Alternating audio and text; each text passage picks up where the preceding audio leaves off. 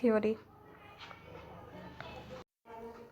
Meaning and definition of learning, इसका meaning क्या होगा और डेफिनेशन क्या होगा हम ये बताने जा रहे हैं। सीखना मनुष्य की जन्मजात प्रकृति है।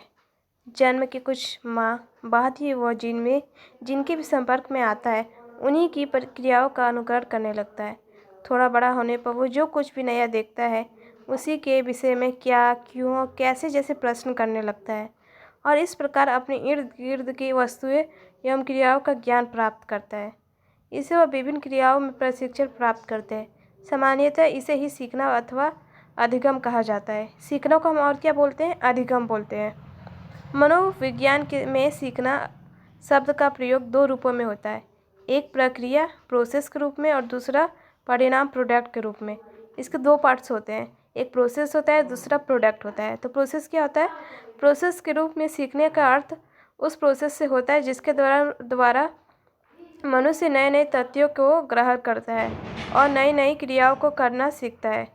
और प्रोडक्ट के रूप में सीखने का अर्थ मनुष्य के उस व्यवहार परिवर्तन से होता है जो नए नए तथ्यों, जानकारी और नए नए क्रियाओं में प्रशिक्षण के फलस्वरूप होता है।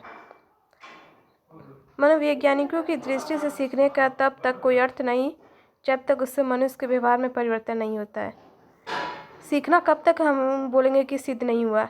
जब तक हमारे व्यवहार में क्या हुआ? चेंज नहीं हुआ। तो मतलब बिहेवियर चेंज होगा तभी हम लर्निंग सीखेंगे। तो मनोवैज्ञानिक वुडवर्थ ने सीखने को इस रूप में परिभाषित किया है उनके शब्दों में। आज हम पढ़ेंगे ये जो साइकोलॉजिस्ट है उन्हें बताया, अपनी डेफिनेशन दिया है लर्निंग की। तो फर्स्ट है, वुडवर्थ ने क्या बोला है? नवीन ज्ञान और नवीन प्रतिक्रियाओं को प्राप्त करने की प्रक्रिया सीखने की प्रक्रिया है। मतलब the process of acquiring new knowledge and new responses is the process of learning. मतलब हम नया ज्ञान सीखेंगे और इसमें क्या होगा? New response. अब यहाँ पर क्रो ने क्या बोला है? थोड़ा व्यापक अर्थ में उन्होंने बताया है सीखने के बारे में। सीखना आदतों, ज्ञान और अभिवृत्तियों का अर्थ है। Means learning is the acquisition of habits, knowledge and attitudes. Crow इन्हें क्या बताया? हमें प्राप्त करना, हमारी जो हैबिट में जो हम उसमें लर्निंग जो सीखेंगे और जो नॉलेज सीखेंगे, जो एटीट्यूड, इससे जो चेंजेस आ रहे हैं उसके बारे में बताया क्रो ने। गेट्स ने क्या बताया? सीखना अनुभव और प्रशिक्षण के द्वारा व्यवहार में होने वाला सुधारात्मक परिवर्तन है। Means learning is the modification of behaviour through experience and training. Gates and others. Learning क्या है? मतलब कि मॉडिफिकेशन, जो हमारा बिहेवियर है उसमें थोड़ा बदलाव होना। कैसे बदलाव आ सकते हैं? हम ट्रेनिंग करके बदलाव ला सकते हैं या अपने अनुभव के द्वारा हम क्या करें? बदलाव ला सकते हैं। दूसरे एक चार्ल्स ई स्किनर जो मनोवैज्ञानिक, उनने क्या है उनके बारे में हम बताते हैं। के अनुसार मनुष्य व्यवहार परिवर्तन के लिए व्यवहार परिवर्तन नहीं करता, अपितु वो उसके द्वारा अपने व्यवहार पर्यावरण के साथ अनुकरण करता है। उनके शब्दों में सीखना वह प्रक्रिया है जिसके द्वारा मनुष्य प्रगतिशील व्यवहार को स्वीकार करते हैं। Learning is process of progressive behaviour adaptation. C Skinner इन्हें क्या बताया है? ये उन्हें बताया है कि ये हमारे बिहेवियर में क्या प्रगतिशील बदलाव होने के बताया। ठीक है, अब हम बताएंगे हिनगार्ड के शब्दों में। सीखना वह प्रक्रिया है जिसमें अभ्यास अथवा प्रशिक्षण द्वारा व्यवहार का उद्भव होता है और अथवा व्यवहार में परिवर्तन होता है। Learning is the process by which behaviour is originated और चेंज थ्रू प्रैक्टिस और ट्रेनिंग। लर्निंग क्या होता है? इसके द्वारा क्या होता है? बिहेवियर जहाँ से स्टार्ट होता है ये चेंज हो जाता है हमारे बिहेवियर में।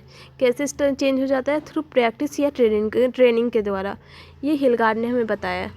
दूसरे वेगेहम ये हैं ब्लेयर, जॉन्स और सिम्पसन के अनुसार न तो केवल व्यवहार परिवर्तन सीखना है और न केवल व्यवहार परिवर्तन द्वारा पर्यावरण के साथ समायोजन करना सीखना है। उनके शब्दों में क्या है? व्यवहार में कोई ऐसा परिवर्तन जो अनुभव के परिणाम स्वरूप होता है और जो व्यक्तियों को आगे आने वाली परिस्थितियों का विशिष्टता से सामना करने में सहायक होता है, उसे सीखना कहते हैं। Means any change of behaviour which is a result of experience and which causes people to face later situation differently may be called learning। Blair, Jones and Simpson इन्हें क्या बताया है? अगर कोई भी हमारा चेंज हो रहा है, मतलब कि व्यवहार में हमारा परिवर्तन हो रहा है, उसका कारण क्या होगा? एक्सपीरियंस। और एक्सपीरियंस उसके क्या होगा? पीपल में क्या होगा? वो आगे क्या करेगा? वो उसे लेटर सिचुएशन को डिफरेंटली फेस करेगा, उसी को हम लर्निंग बोल रहे हैं। तो हम एट लास्ट हम बोलेंगे सीखने का अर्थ क्या है।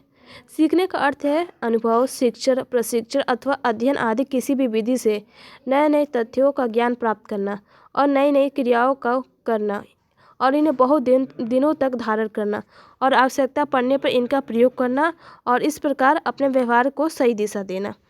मतलब कि जो भी हम नए नए जो सीखते हैं उसको पहले क्या है, सीखेंगे, जो भी ज्ञान है सीखेंगे, फिर उसको बहुत दिनों तक क्या करेंगे, धारण करेंगे और जब हमारी जब आवश्यकता पड़ेगी तब क्या करेंगे, उसका यूज करेंगे। तो इसे ही लर्निंग बोलेंगे। थ्योरी ऑफ लर्निंग में पहले हम हमारे किसके बारे में बताने जा रहे हैं, थॉर्नडाइक थ्योरी। थॉर्नडाइक ने जो अमेरिकी मनोवैज्ञानिक थे उन्हें बताया क्या है। अमेरिकी मनोवैज्ञानिक एडवर्ड एल थॉर्नडाइक ने सीखने की प्रक्रिया के स्वरूप को समझने के लिए कुत्ते, बिल्ली एवं बंदर आदि जानवरों के सीखने की प्रक्रिया संबंधी अनेक प्रयोग किए। जो इनका जो एक्सपेरिमेंट था वो किस पे था, वो कुत्ते पे था, बिल्ली पे था और बंदर जो भी जानवर होता है जैसे कि चूहा हुआ हो गया। तो फर्स्ट इस संदर्भ में उनका एक बिल्ली पर किया गया प्रयोग बड़ा महत्वपूर्ण है। उन्होंने बिल्ली को बंद करने के लिए एक पिंजरा बनवाया। ठीक है, एक पिंजरा उन्हें बनवाया था। इस पिंजरे में एक ऐसा खटका लगवाया जिसके दबने से पिंजरे का दरवाज़ा खुल जाता था। पहले उन्हें क्या किया, एक पिंजरा बनाया और उसमें क्या किया, उसमें खटका लगाया और जैसे जैसे हम खटका को क्या करेंगे, दबाएंगे तो पिंजरा का दरवाज़ा खुल जाता है। इस पिंजरे को क्या कहा जाता है, पहेली पेटी, पर इंग्लिश में क्या बोलेंगे, पजल बॉक्स कहा जाता है। थॉर्नडाइक ने एक दिन इस पिंजरे में एक भूखी बिल्ली को बंद कर दिया। उसे पिंजरे में बंद करने के बाद पिंजरे के बाहर एक प्लेट में मछली रख दी। मछली देखते ही भूखी बिल्ली ने पिंजरे से बाहर आने का प्रयत्न शुरू कर दिया। उसने बाहर आने के लिए कई प्रकार के प्रयत्न किए, कभी इधर उधर कूदी और कभी इधर उधर पंजे मारे। इस प्रयत्न में एक बार उसका पंजा अचानक उस खटके पर पड़ गया जिसके दबने से पिंजरे का दरवाज़ा खुलता था। परिणाम स्वरूप दरवाज़ा खुल गया और बिल्ली ने पिंजरे से बाहर निकलकर मछली खाई और अपनी भूख शांत की। इसमें क्या बताया गया है, थॉर्नडाइक ने क्या किया है, एक दिन एक भूखी बिल्ली को उस पिंजरे में बंद कर दिया। तो उसको क्या लगा, उसे भूख लगी थी, तो उसने क्या किया, और तो उसने क्या किया, इधर उधर प्रयत्न किए जाने के लिए, पंजे मारे, इधर उधर कूदी, तो बहुत सारे, एट लास्ट में क्या किया, उससे दरवाज़ा खुल गया और उसने अपनी भूख को क्या किया, शांत किया। थॉर्नडाइक ने अपने इस प्रयोग में निम्नलिखित निष्कर्ष निकाले। सीखने के लिए सबसे पहले आवश्यकता उद्देश्य होता है, जैसे ऊपर के प्रयोग में भोजन प्राप्त करना। तो इसमें क्या बताया गया है, पहले तो हमें सबसे पहले आवश्यकता क्या होती है, हमारा उद्देश्य होना चाहिए, जैसे कि स्टिमुलस बोला गया है। तो इस प्रयोग में क्या था, उसका उद्देश्य भोजन प्राप्त करना। सेकंड क्या है, स्टिमुलस के पीछे कोई प्रेरक ड्राइव अथवा अभिप्रेरक मोटिव होता है, जैसे कि ऊपर के प्रयोग में भूख। तो स्टिमुलस के पीछे भी एक ड्राइव होता है या मोटिव होता है, जैसे कि ऊपर क्या, भूख लगना क्या है, उसका मोटिव है। स्टिमुलस की प्राप्ति के लिए अनुक्रिया रेस्पॉन्स आवश्यकता होती है, जैसे कि ऊपर के प्रयोग में बिल्ली का पिंजरे से बाहर आने के लिए प्रयत्न करना। अब इसमें बताया गया है स्टिमुलस की प्राप्ति के लिए क्या होना चाहिए, रेस्पॉन्स की आवश्यकता होती है, और ऊपर के प्रयोग में क्या है, रेस्पॉन्स, बिल्ली का पिंजरे से बाहर आने के लिए प्रयत्न करना। उसने बहुत सारे प्रयत्न किए ना, तो वही उसी का क्या है, रेस्पॉन्स है। उद्देश्य की प्राप्ति के लिए कोई स्टिमुलस होना आवश्यक होता है, जैसे कि ऊपर के प्रयोग में मछली भोजन।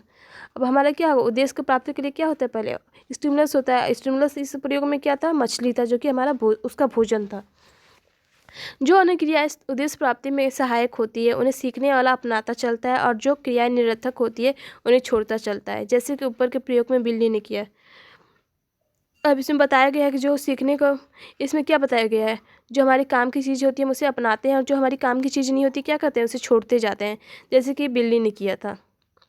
उद्देश्य की प्राप्ति पर सीखने वाले के नर्वस सिस्टम में स्टिमुलस और उद्देश्य की प्राप्ति में सहायक अनुक्रिया रेस्पॉन्स में शक्तिशाली संबंध स्थापित हो जाता है। भविष्य में जब कभी भी सीखने वाले के सामने वही स्टिमुलस उपस्थित होता है तो वह उसके प्रति वही रिस्पॉन्स करता है। थॉर्नडाइक की दृष्टि से मनुष्य के मस्तिष्क में स्टिमुलस रेस्पॉन्स में ये शक्तिशाली बॉन्ड स्थापित होना ही है। तो इसमें क्या बताया गया है, जो स्टिमुलस और जो रेस्पॉन्स होता है, ये क्या, इनकी में मतलब कि एक स्ट्रॉन्ग बॉन्ड है, शक्तिशाली बॉन्ड है, और ये आपस में दोनों क्या है, रिलेटेड है एक दूसरे से। थॉर्नडाइक ने इन्हीं तथ्यों को सीखने के लिए उद्दीपक अनुक्रिया सिद्धांत स्टिमुलस रेस्पॉन्स थ्योरी के रूप में प्रतिपादित किया है। तो इनका नाम क्या क्या है, थॉर्नडाइक ने रखा है स्टिमुलस रेस्पॉन्स थ्योरी। हिंदी में क्या बोलेंगे इसे, उद्दीपक अनुक्रिया सिद्धांत। इसे संक्षेप में उ अनु सिद्धांत एसर थ्योरी कहते हैं। इसे शॉर्ट फॉर्म में क्या बोलेंगे, इसे उ अनु या एसर थ्योरी। इस मतलब कि स्टार्टिंग का उ हो गया और लास्ट का क्या हो गया, अनु, और लास्ट में क्या लगा देंगे, सिद्धांत, एसर थ्योरी। इस सिद्धांत के अनुसार सीखने के लिए पहली आवश्यकता होती है उद्दीपक। हमारी पहली आवश्यकता क्या होती है, उद्दीपक होना चाहिए, स्टिमुलस होना चाहिए। दूसरी आवश्यकता क्या होती है, अनुक्रिया मतलब कि रेस्पॉन्स। और तीसरी आवश्यकता होती है स्टिमुलस रेस्पॉन्स में गहन संबंध। दोनों में क्या होता है, एक स्ट्रॉन्ग बॉन्ड होता है।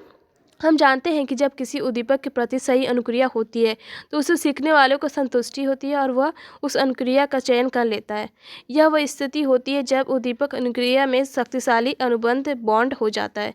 इस आधार पर हम इस सिद्धांत को अनुबंध सिद्धांत बॉन्ड थ्योरी कहते हैं। और चूंकि इसमें सीखने वाला प्रयत्न तथा भूल द्वारा सही अनुक्रिया तक पहुँचता है, इसलिए इसे प्रयत्न तथा भूल का सिद्धांत ट्रायल एंड एरर थ्योरी भी कहते हैं। और इस प्रकार सीखने का प्रयत्न एवं भूल द्वारा सीखना learning by trial and error भी कहते हैं। इसको क्या, इसके एक और नाम हो गया बॉन्ड थ्योरी, क्योंकि इन दोनों स्टिमुलस और रेस्पॉन्स में क्या, इसमें गहन संबंध होता है, इसलिए इसे बोलते हैं बॉन्ड थ्योरी। और ये हम इसमें क्या, प्रयत्न तथा भूल, मतलब कि प्रयत्न करते हैं और इसमें भूल भी होता है, इसको बोलते हैं ट्रायल एंड एरर थ्योरी। और अनदर नेम हो सकता है learning by trial and error theory. Thank you for watching my video.